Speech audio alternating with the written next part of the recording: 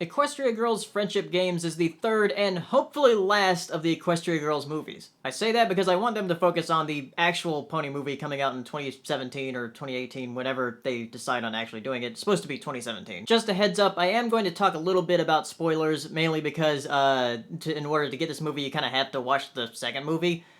Because of the end of that one, so there's spoilers for that movie. The Friendship Games is about a competition held between Canterlot High and Crystal Prep. But the main plot of this movie is actually something different. It involves the human Twilight that you saw at the end of the second movie, investigating the magical things happening around Canterlot High. And the main six, with the exception of Twilight, start ponying up when they show their traits. And ponying up means they just, like, grow ears and the tail and the thing that they did in the first two movies. And again, they have Sunset Shimmer as a stand-in for Twilight. Which I did grow to like her in the last movie, and I do like her more in this movie too. There is a sort of villain with the principal of Crystal Prep, and she actually reminds me a lot of Dean Hardscrabble from Monsters University. Except for this principal, Principal Cinch, is actually a pretty terrible principal. I mean, she blackmails Twilight. She could get in a lot of trouble with that. Who blackmails their students? There is also a really out-of-nowhere villain near the end, and it gets really anime. We are introduced to a few new characters that are pretty cool, that are sort of like the main six of Crystal Prep, but I don't think we really see enough of them. We hear Principal Cinch say their names, and they say a few lines of dialogue throughout the movie, but that's about it. Which is unfortunate because I kinda like some of those characters. We didn't get to know them like we got to know the Dazzlings from the last movie. Also near the end, we get a hint for what might be the theme of the actual pony movie coming out in 2017, or the season 5 finale. I am leaning towards the latter. This was actually the first of the Equestria Girls movies to not have a limited theatrical release. I mean, I think they had a premiere in LA, but that's about it. It only just aired to the public on Discovery Family this past Saturday. And then it comes out on DVD and Blu-ray in November, I think.